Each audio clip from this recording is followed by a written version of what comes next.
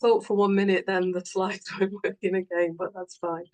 So off to China, pandas at Chengdu, Great Wall, terracotta warriors. So everything is looking bright and everything that you've been planning for is beginning to take shape.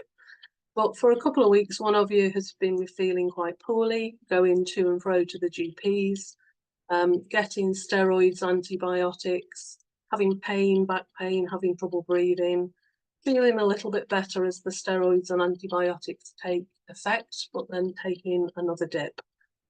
Go to work on the Monday, and after work you book an appointment with the GP, an emergency appointment. You go along and they send you directly to the accident and emergency centre. You're admitted overnight for investigations, and the next day you were told that you have late stage pancreatic cancer, that you've got days, maybe weeks to live. And I'm sure you can imagine that if that happened to you, your world might turn quite black. And that's what happened to Seth. Seth had been unwell for a couple of weeks, had been going to and fro to the GP. We had no idea that he had pancreatic cancer because signs and symptoms are often quite vague. And the sad fact is, for people who might know a little bit about this cancer, that survival rates have not changed for the last 50 years, that 1 in 4 people diagnosed die within a month. 45% of people are diagnosed at A&E. And for every 10 people diagnosed, 1 gets the chance of life-saving surgery to get chemo, and the remaining 7 are diagnosed so late that there is no active treatment available. So as you might imagine, our world then shrank back. China was not an option. The world was our oyster, but actually it all became about Seth knowing that he was going to die and wanting to die at home. And that was the plan, apart from pancreatic cancer took hold so quickly and he deteriorated so quickly that he was in hospital, home for a week, and then back in hospital. And actually he died 33 days after diagnosis in a hospital when he wanted to die at home. And as you might imagine, my world turned really, really black. So there were some things about Seth's care when he was in hospital. I worked in health at the time. I did public and patient involvement. I worked with patient groups most days. I talked about person and family-centred care, shared decision-making, what's important to you. Tell us all about your experiences. We want to listen. But actually, when Seth and I were thrust into the world of end-of-life and palliative care, nobody really listened to us. Nobody really explored what was happening for us. And nobody asked us these 4 questions that are really, really key. And these 4 questions come from this book by Atul Gawande, Being Mortal. People may have read the book. It's about old age, illness, and sort of end-of-life care. He's an American physician, and he talks about when people have an illness that's incurable, having conversations with them about what do they know about their illness, what makes life worthwhile for them, what scares you about the situation you're in and your family are in, and what would you be willing to trade off to do the things that are important to you. So very much around that shared decision-making model, interventionism versus treatment versus quality of life. Sadly, we didn't have those conversations with healthcare professionals, and therefore we didn't really explore that. And that really short amount of time, 33 days from diagnosis, we both needed healthcare professionals to broker those conversations with both myself and Seth, so that we can make some good decisions. So 6 months after Seth died, as part of trying to process the trauma and grief of what had happened, I sat down with his medical notes that I'd got from the hospital and wrote down what happened on each of the 33 days from Seth's diagnosis to his death, just to really make sense of what had happened to me, because it felt like Seth was here and then he was gone. Through the process of writing down what happened on that journey, I found myself writing letters to healthcare professionals, anything from catering staff to cleaners through to consultant palliative care oncologists, physiotherapists that explained what it felt like to be me, to be Seth, or to be both of us on certain of those 33 days, when people did listen and give us person and family centred care, and also on the days when they didn't listen and they kind of, the whole concept of shared decision making, conversations, what's important to people, what matters to people, just kind of bulldozed by the process of palliative and end of life care. So I shared those letters and the journey with the hospital and the clinical commissioning group at the time who'd commissioned that care. And everyone assured me that, not me as a professional, but me as the carer of someone who died, that we would work together as carers, providers and commissioners to think about how we could change end-of-life care, particularly for people where there was a late-stage diagnosis. 8 months after sharing the letters, no one came back to me and nothing changed. And as you might imagine, Seth had pancreatic cancer and died. My whole faith in the system that listens, responds and improves things turned my world even blacker, because nobody wanted to do anything with that story. So sitting beside Seth's bed as he was dying, there were 3 things that I wanted to do: raise awareness of the signs and symptoms of pancreatic cancer, improve psychological, emotional and physical support when people are diagnosed with a late stage disease that has a short prognosis, and to improve end-of-life care for the person who's dying and the family. So that was the plan. And I was lucky enough to work with the National Council for Palliative Care. It doesn't exist anymore. It was subsumed into Hospice UK. And I worked with a playwright who took those letters and that journey and turned it into a play called Homeward Bound, Seth's Story. It took from a couple of weeks before diagnosis through to the end of Seth's life. And the idea was that that would be used to improve end-of-life care, raise awareness, and highlight the need for psychological support.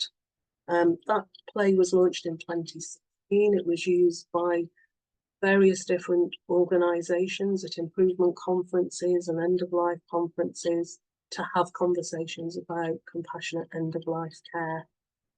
In 2017, a film version of it was made with some educational resources.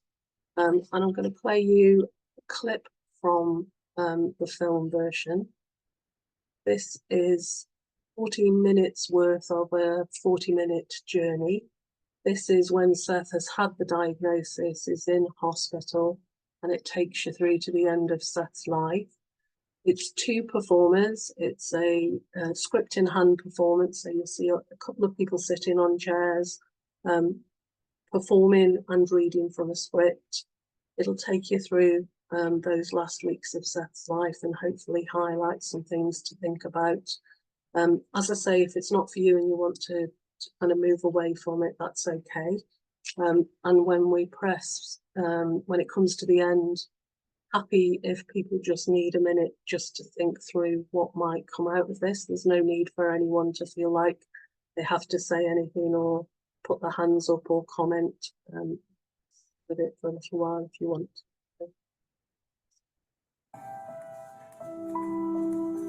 I thought we'd seen the back of this place. It's only for 24 hours. Just to have the drain reinserted. When they've got rid of that fluid, you'll feel a lot more comfortable. I hate it in here. They try the best, but it's so... What's the word? Clinical? Yeah, clinical. Do you know, that nurse was a treasure. She looked me straight in the eye and asked me what I knew about my condition. I said, well, I knew it couldn't be cured. So tell me, Seth, how we can make your life more comfortable. I said, it's the pain. If you can get rid of the pain, at least it would be bearable. And that's why she sent you here. To have the drain fitted. And some of the staff are lovely. Yeah, and some are not so lovely. I'm taking the week off work, so you won't be on your own with this. But I am on my own with this. That's enough. Whatever we've got to go through, we go through it together. For better, for worse, for richer, for poorer, in sickness and in humour. It was 12 hours before they found me a bed. Room 24. Filthy windows. It's funny the things that bother you when the chips are down. I've been in agony all night. It's easy when I'm sitting down. Early this morning, there's a gentle knock at the door, and a cleaner asks very kindly if it's okay to clean the room. She asks if I need anything. I said I'm sweating, and she gets me a cool flannel and mops my brow. I fight back the tears. I'm so vulnerable and I hate it. They're fitting the drain this morning. When I arrived, they started him on oxygen therapy. He was constantly vomiting, couldn't hold down food or liquid. I asked the doctor about the possibility of a Pleurix catheter at home to drain the ascites. Sorry, Mrs. Goodburn, this is not a routine option. I knew that Seth met the NICE guidelines, and that's not nice as in nice, but NICE as in National Institute for Health and Care Excellence. I guess he was just sticking to the rules.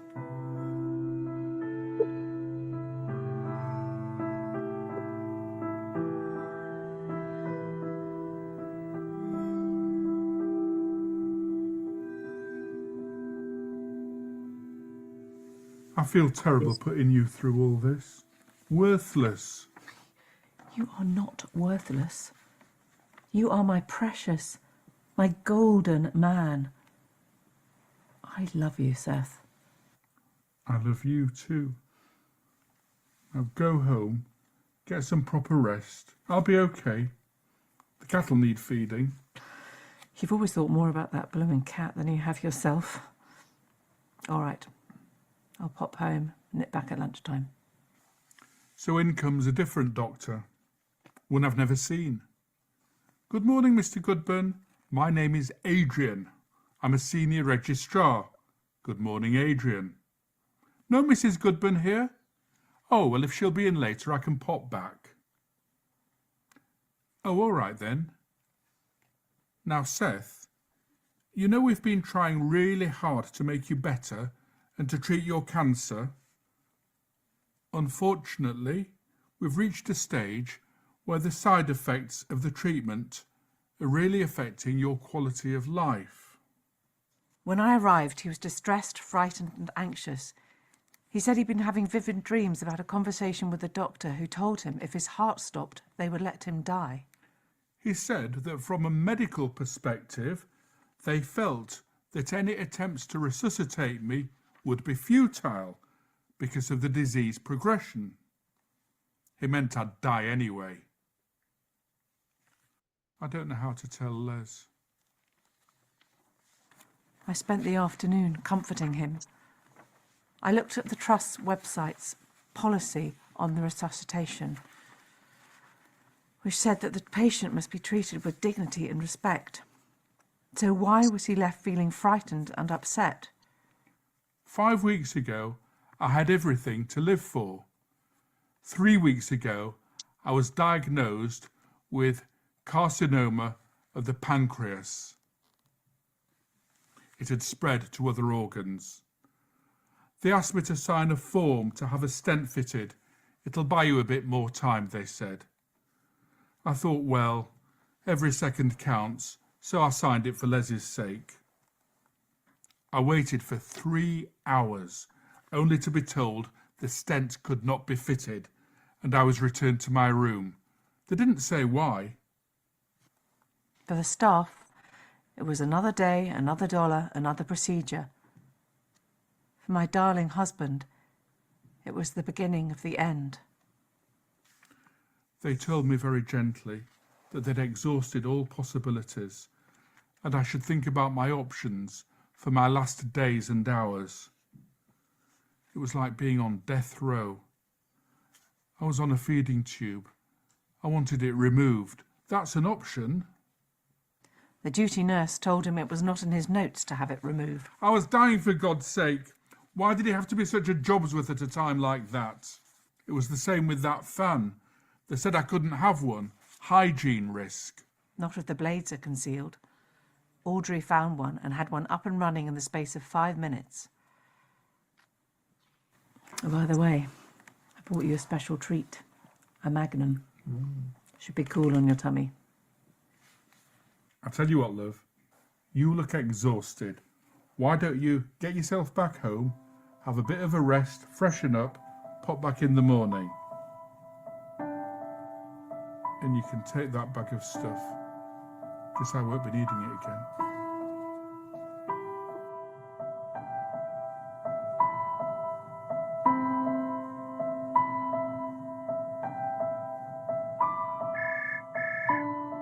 And the phone rang in the middle of the night could only mean one thing.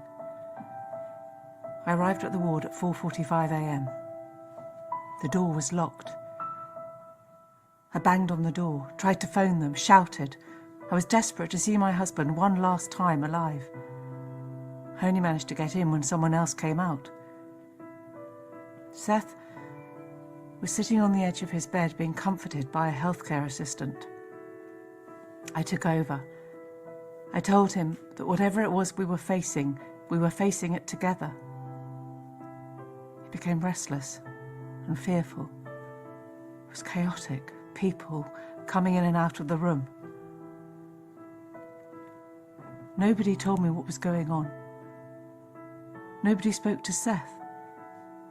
Nobody had a conversation with me about what I might need, what might help. Nothing. Just nothing. He died at 9:45 a.m. We were together.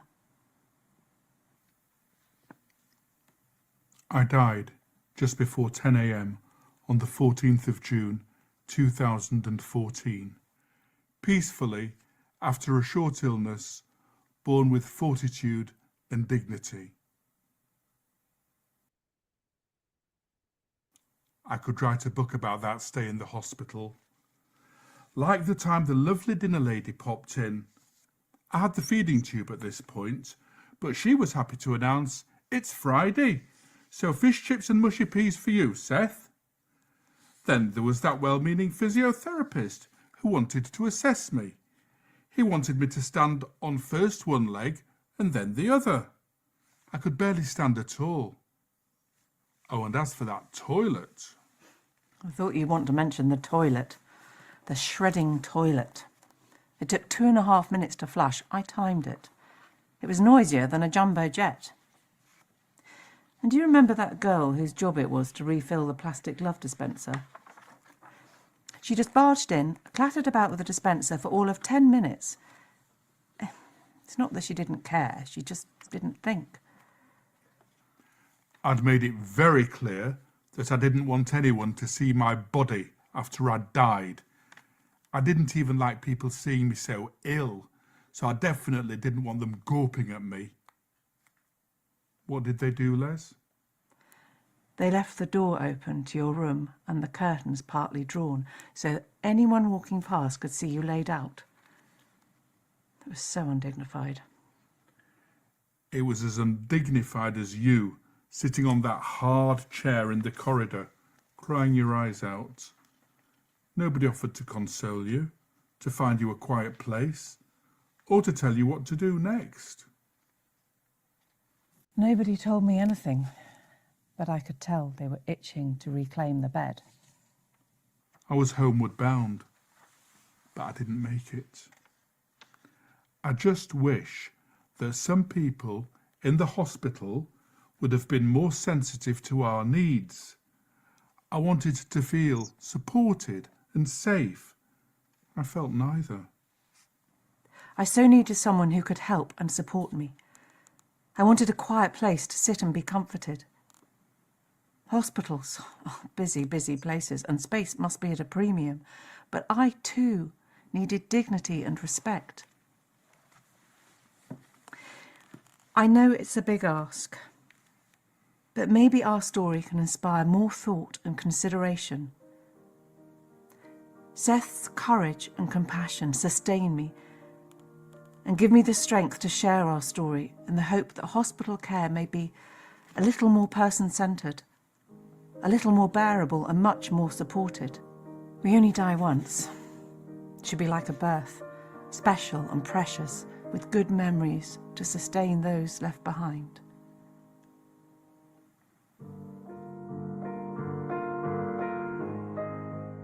Days are made up of hours, hours are made up of minutes, minutes are made up of seconds, seconds which tick away. There are life-changing events when time becomes very much more important. For 33 short and heartbreaking days in May 2014, I experienced the deafening sound of the seconds tick away. Pancreatic cancer killed my husband, aged just 49. Until 14 days before his diagnosis, he was seemingly fit and well. There were no signs of the disease, no discernible symptoms, no clues that this insidious disease was invading his body. Pancreatic cancer turned my curious, vibrant, funny, kind, wonderful husband Seth into a man burdened by the weight of a terminal disease. A man who could hear the deafening sound of the seconds ticking, sound so loud and clear as his life slipped away. I proudly share our story, not as a time span of 33 days, but as the raw emotion that Seth and I experienced, that I continue to experience. Shared to help people, especially healthcare professionals, reflect on what is important for people at the end of their life, how little things mean a lot, how person-centeredness can be improved. All of these things will help muffle the sound of the deafening seconds as they tick away for someone else who's at the end of their life. Seth and I booked a trip to China about 6 weeks before he was diagnosed. It was a special treat because we were both 50 that year, and it was the 10th wedding anniversary. We'd been saving up for it for a long time. After Seth died, I knew that I could never go to China on holiday, but Pancreatic Cancer UK, who'd supported us through the journey, were doing a trek in October 2015, which was trekking across the Great Wall of China, 5 days, 50 miles. So I decided that I would try and raise some money, do that in honour of Seth, and took along some of Seth's ashes with me. And when we got to the highest point on the wall, me, the Mongolian guide and the Chinese guide had a little scattering ceremony, and Seth's ashes will be forever part of the Great Wall of China.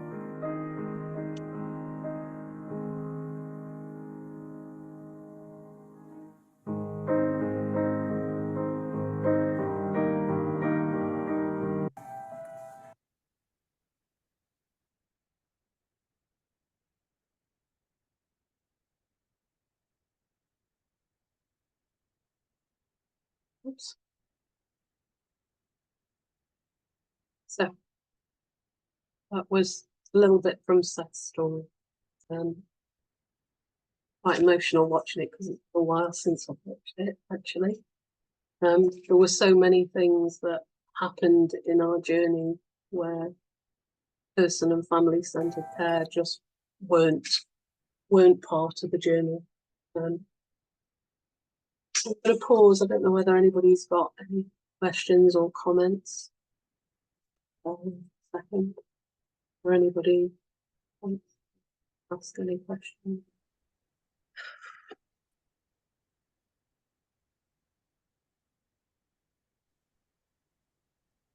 Just thank you, Lesley. That's an amazing video, and thank you for being so brave to share it so that things can improve for other people. Exactly.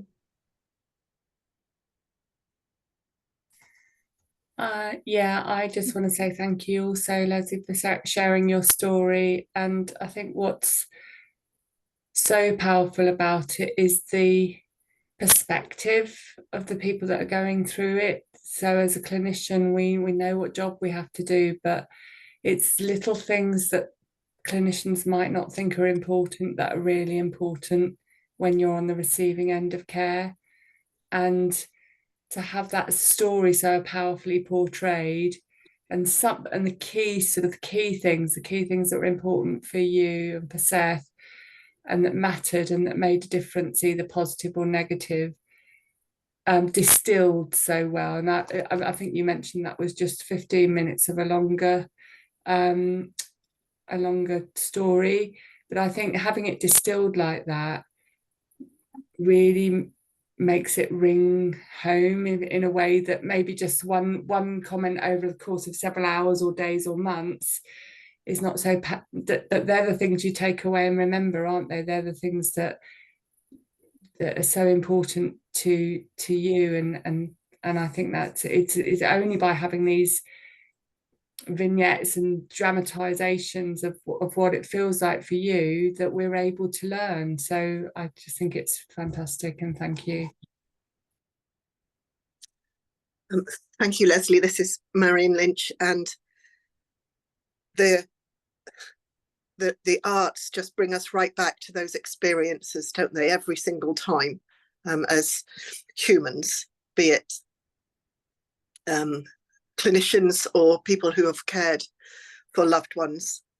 And that the comments from the other contributors, I'm emotional, the comments from the other contributors just show how important it is that we do not reduce feedback to feedback forms and friends and family measures and competencies to something you can tick off. This human aspect of care can only be communicated through such narrative stories, art, etc. So I hope we continue to do that and raise the art of nursing, raise the creative health lens, raise this beyond the science medical mode that seems to be within each of our NHS levels at the moment.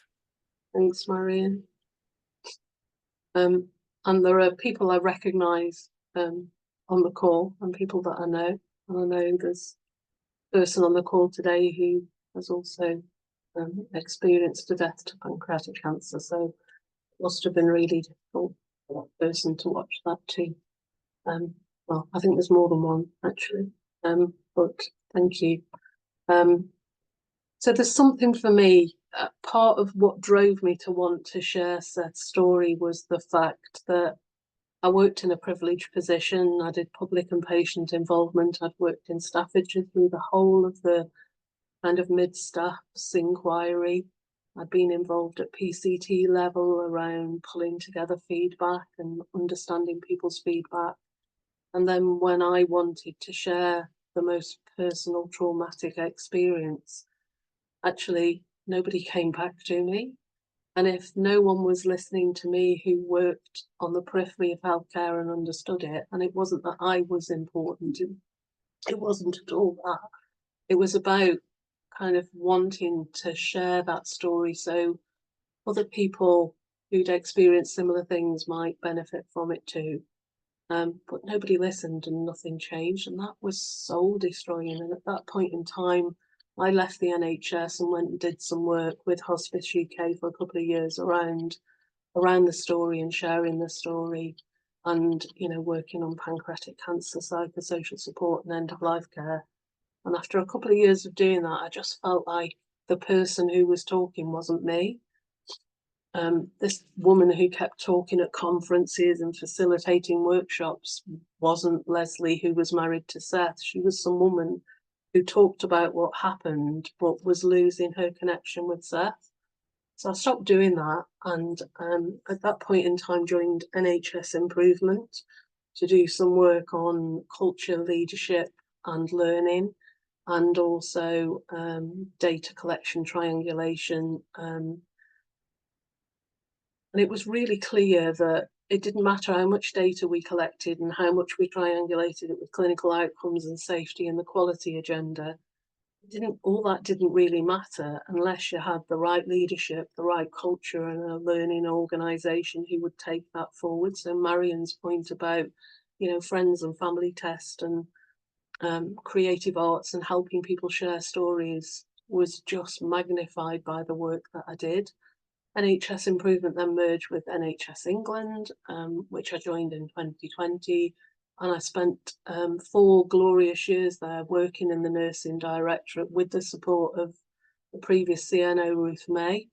whose father also died of pancreatic cancer, who also shared her story about how her dad died and what the impact was. And she supported that storytelling agenda in NHS England.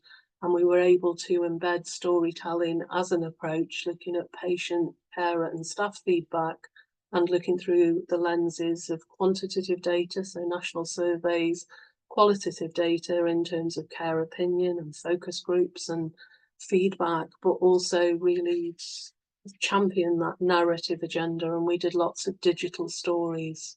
And in the next session that we've got in November, I'll be sharing some of those stories that we worked on at NHS England and how those stories turned into national policy changes.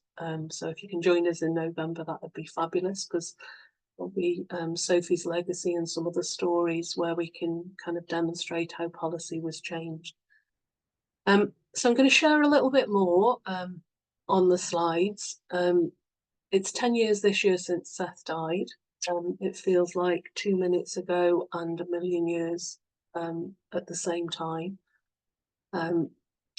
So hopefully you can see that. Hopefully the sound will work. So 10 years on, the letters on which that play, that film and the educational resources were based were only ever really shared with people who worked on the project. So the playwright and people from Hospice UK, lovely Anita Hayes, who helped us create that film and deliver. The letters had so much more in them than the play or the film could ever have, because each letter, there were 11 letters written to healthcare professionals 6 months after Seth died. If I tried to write those letters now, they would be very different. At the time I wrote them, they were really angry, raw. So on the 10th anniversary this year, I've spent most of this year sharing those letters through audio versions, through written versions, and through digital story versions. I've worked with 19 different universities. So far this year, we've done 4 national events, conferences, where we've shared them for educational purposes. So this is letter 7, 12th of June. This is beginning of the start of a letter to 2 nurses. One who was really, really person-centred. One who cared, was compassionate and had Seth's best interests at heart, and one who was so preoccupied with the rules and procedures and protocols. And this is written from Seth's perspective, so much so that me, the living, breathing human being, was lost in my disease and the sheer weight of the NHS systems and processes. And it goes on to describe the reference that was in the film about trying to have a stent fitted a couple of days before he died. This one is an audio version, and this is the palliative care consultant in Seth's diagnosis, so it's quite short. A minute, so I'll play this in this. Letter 5, Saturday the 31st of May, 2014. Dear Palliative Care Consultant, I arrived today at visiting time to see my adorable husband Seth, who was very unwell, distressed, frightened and extremely anxious. He said that he had been having vivid dreams and thought he had been hallucinating. He described a conversation with a brusque consultant who had told him she was marking his notes with DNAR. I was unsure if he had imagined this conversation, and on checking later, after his death, it seems that the discussion did take place and that it was recorded in the notes but not on the DNAR form. The effect was that Seth was emotionally distressed and very vulnerable, and his emotional state and his distress broke my heart at a time when I was trying to be so strong for him. I spent the afternoon comforting him, loving him, and reassuring him that I was doing everything I could to support him through this terrible disease. The Trust Resuscitation Policy asks that the clinical staff agree upon the best approach for communicating with the patient given their particular circumstances to ensure that the patient is treated with respect and dignity. I want to be clear that your approach did not uphold or meet the respect and dignity requirements of my husband Seth, and your interpersonal approach left a man who is dying feeling frightened and upset. When you have your next conversation with a patient about DNAR, speak to them with a member of the family there as support. And remember, they are a living, feeling human being too. Treat them with dignity and respect. And please treat them in the way that you would expect a member of your family to be treated, with care, compassion, respect, and dignity. Yours frustratingly, Lesley, the wife of a frightened and distressed man called Seth, who is dying. Letter 5, Saturday the So that's the letter on which the clip that you heard a little bit about the resuscitation policy was based. The lady reading the letter and the gentleman, I think that's on this one, are both actors who do storytelling work, and I ended up going to a storytelling workshop with them. And I was going to tell the story of Seth's pancreatic cancer at the workshop, and the lady running the workshop, who you've just heard, told her story of her friend who died aged 39 with 4 children, 4 young children, from pancreatic cancer. So they kindly volunteered to voice these stories and letters for me as actors. So this is May the 15th, the conversation with the surgeon, and this is the digital story version. Letter 1, 15th of May 2014. Dear Surgeon, my beloved husband Seth was diagnosed a couple of days ago with inoperable pancreatic cancer. He was told he had a limited prognosis of days, maybe weeks to live.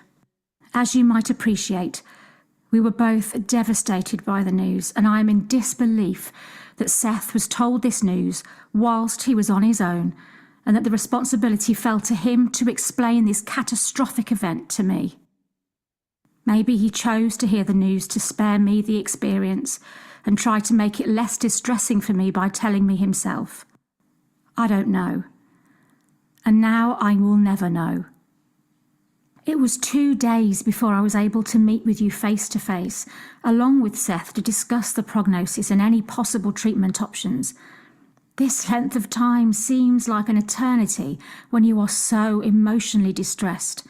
You are trying to support your husband and you have a million questions turning over and over in your head that you want the answer to.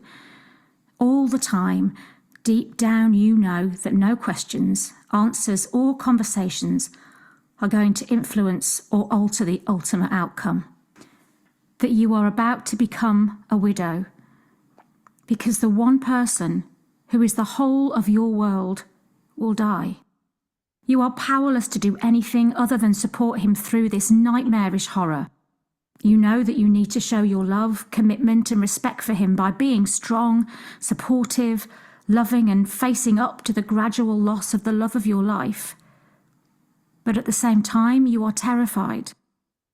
When we did all finally meet 2 days after your initial diagnosis and conversation, it was on a 6-bedded ward with 5 other patients and families. Patients and families listening to you confirmed to me and Seth that he had days, maybe weeks to live.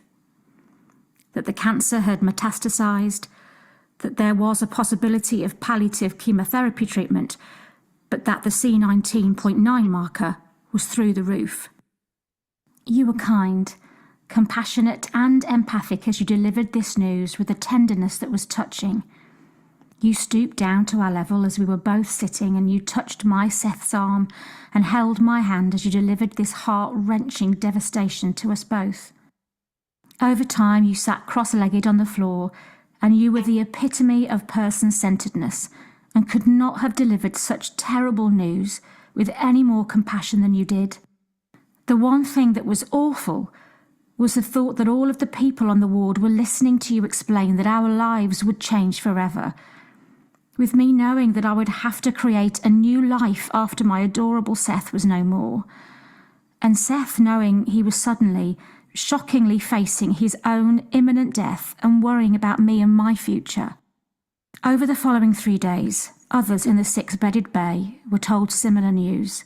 Seth and I found ourselves on the other side of the curtain, feeling their pain and constantly reliving our own devastation. Breaking bad news must be one of the hardest things for a person to do when you are in the business of saving and prolonging lives. I have the utmost respect for you in having to break the most horrendous news to patients and families on a regular basis, and understand that this must take its toll on you. A plea from me: in future, please always try to find a quiet and private space in which to have these intimate and personal discussions, as it is painful, uncomfortable, heartbreaking, and needs to happen in a quiet, respectful space in which patients and their families can digest the news and then be able to ask the questions. In future, please don't let the environment take away from the compassion, human warmth and care that you display. Your approach was wonderful. It was just done in the wrong place for us all. Your empathy, person-centeredness and innate human compassion were clear and heartfelt. Yours faithfully, Lesley, the wife of a wonderful man called Seth, who has just been diagnosed with inoperable pancreatic cancer.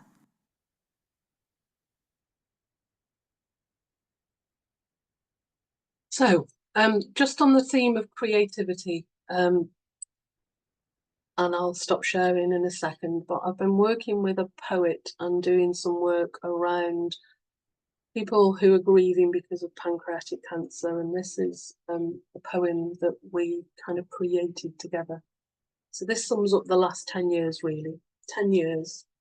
When you just wanted to hide, when your anger was a private red punch inside, when the last thing you wanted to do was stand in the supermarket handing out leaflets, that's what you did. You uncurled each finger of your heart's fist. When someone complained that their husband didn't take out yesterday's bins, you smiled. Seething sorrow within you hid. The rest of you had the courage to turn that grief into growth. 10 years brings you to the middle of both. Purple and orange have red mixed in. You are the courage in all of this. Seth's name is the antidote. Together you will help to tell so many stories, uncurling each emotion, relief, anger, weariness. Just can't, what I wouldn't give. The courage within you not to hide but grow. Let every colour on grief's open palm. So that's me. If you want to get in touch, if you feel you can use those digital stories, the written copies of the letters, the audio versions in the work that you do in improvement, end-of-life care, or anything around pancreatic cancer, psychosocial support, please do get in touch. There's my phone number. If you want to get in touch with me in the role that I'm doing at NICE, that's my NICE email address. We are starting to explore stories and digital stories at NICE, and I'm sure at some point in time I can update you on that. This is a shameless little plug. One of the conferences that we've got coming up is on the 20th of November between 10 and 3. It happened to be in Staffordshire. It's at the chapel at Keele University, but we can join online. We've got a wonderful day of stories, creativity, poems, performance. We've also got a lady who's going to be doing a dance performance around grief and loss through cancer. So just to reinforce, stories are data with heart. Our next session's on the 21st of November, where we're going to look at stories into policy. And happy to take any questions in the last 9 minutes.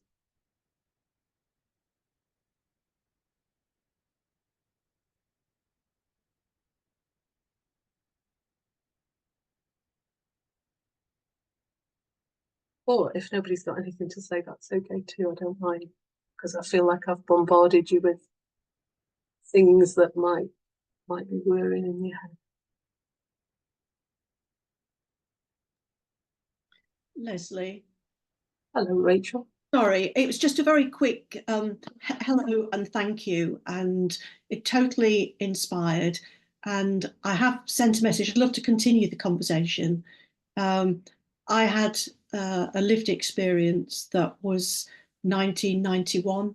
Our first son was born in 1991, died in 1992, and that absolutely sparked my curiosity around the kind of behavioural and cultural changes that could make collaborative ways of working everyday practice, because shared those polar experiences, and just how important, as somebody that was a nurse and prided themselves in trying to be the best communicator that I possibly could, just the world looked very different through that experience and has continued to inspire me.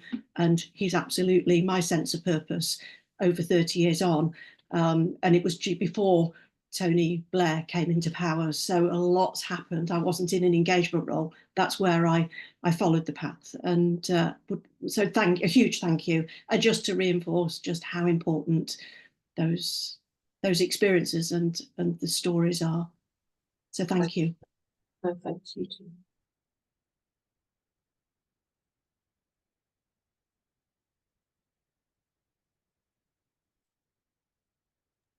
I don't know if you're checking this, Lesley, but there's a lot of comments for you in the chat. Thank you. Give it a look. But we still have a few minutes if anybody wants to say something.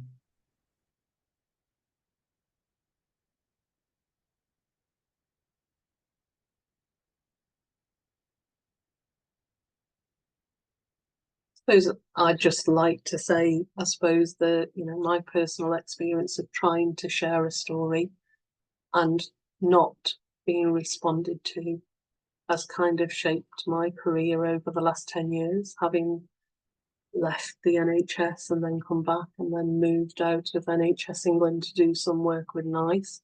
And absolutely, we need to advocate for stories, for digital stories, for creative arts in health, to be able to share people's experiences through something more emotional and sophisticated than surveys and data. And 87% of people say this, that, or the other. There's an absolute place for that data, an absolute place for those percentages, but not in isolation from that connection to the heart. So that has shaped the work that I've done personally and professionally over the last 10 years. And there's an awful long way to go to make stories and creativity part of the way that we improve services, and huge opportunities too.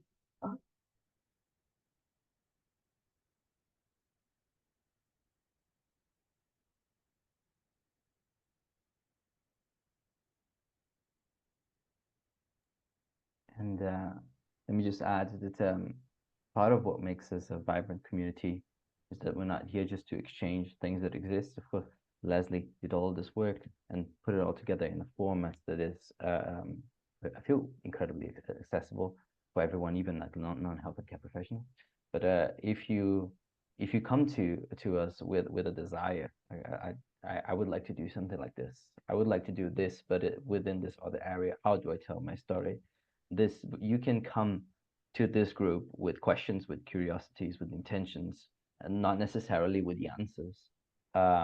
So if this is something that you're trying to do, if you want to tell more stories, if you want to understand how you can use stories in your practice, we welcome those curiosities. And yeah, I just shared the links. Please join the group. This discussion should not stop here, of course, because there's so much to be explored. We've been introduced to the tip of this iceberg.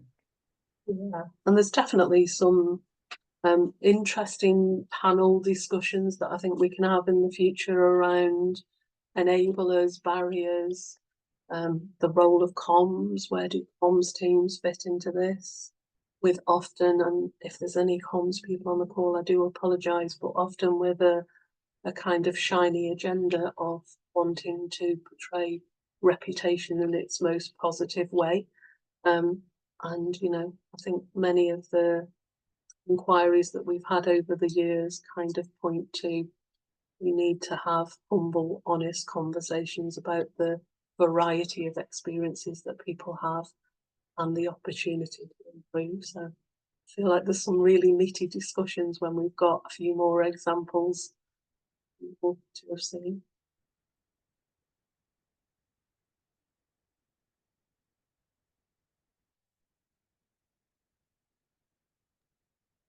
Oh, it's 2 minutes to the hour. Is it a good time for us to wrap up, Lesley? I think so. I think we've exhausted everybody.